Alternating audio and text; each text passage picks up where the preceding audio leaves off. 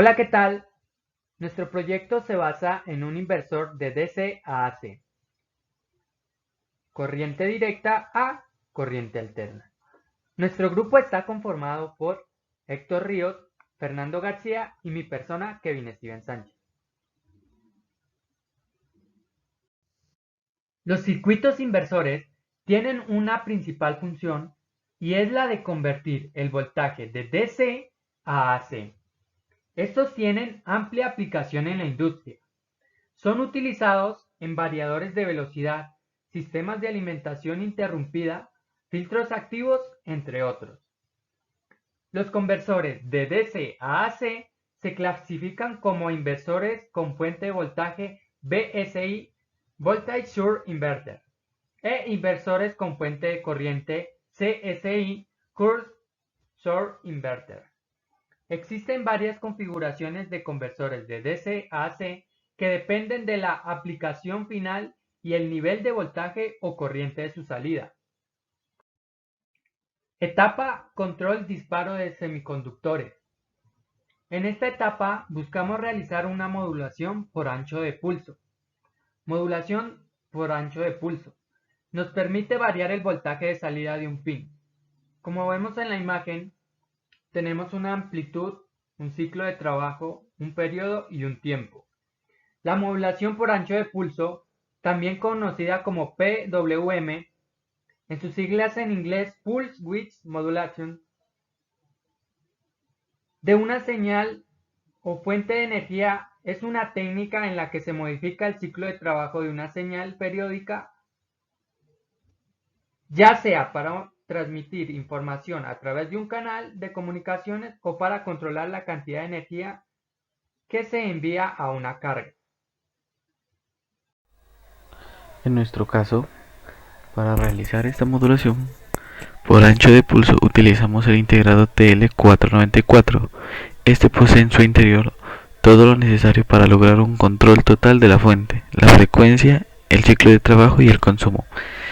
Esta modulación se consigue modificando los parámetros del Fairback, pin tercero del integrado, y de Real Time Control, pin cuarto del integrado. El circuito puede funcionar en un rango de alimentación entre 7 y 40 voltios. La frecuencia máxima es de 300 kHz que debemos lograr con valores muy bajos en su circuito RC. Para calcular la frecuencia de la salida utilizamos la siguiente fórmula. Se modifica valores de RT y CT, los cuales corresponden a los pines 6 y 5 del integrado. La etapa de potencia. En la etapa de potencia es la que nos convierte esta señal cuadrada en una señal AC. Para eso contamos con 4 transistores MOSFET. Para poder hacer que se disparen los MOSFET utilizamos dos circuitos de la anterior etapa. Etapa de filtrado. En esta etapa se busca que la señal de salida del inversor no tenga esos picos de voltaje. Para esto hicimos un filtro LC, el cual nos permitió mejorar la señal que obtuvimos en la anterior etapa. Se colocó un filtro de pasabajos compuesto por una bobina y un condensador para obtener a la salida una onda sinusoidal perfecta. La frecuencia de la señal de la salida corresponde a un valor de 60 Hz y el capacitor se le dio un valor de 10 microfaradios, para así despejar la siguiente fórmula del valor de la inductancia. Etapa final de potencia de elevador. Por último, está la etapa la cual corresponde al elevador, donde se empleó un transformador elevador de voltaje. Para la simulación se utilizó un transformador TRAN 2P2S, el cual nos permitirá realizar el aumento de voltaje de salida.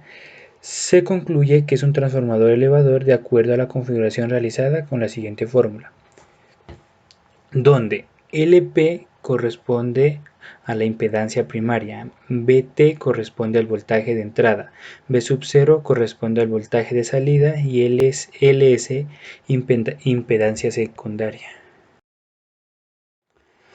Y por último tenemos las señales que obtuvimos al realizar nuestro inversor, donde la amarilla y la azul sería el circuito de control de disparo de semiconductores. La verde y la fucsia sería la señal al comparar del inversor y la señal de salida del transformador. Podemos detallar que el voltaje de salida del transformador es mucho más grande que la del inversor. La señal morada del inversor y la señal verde es la del transformador. Muchas gracias.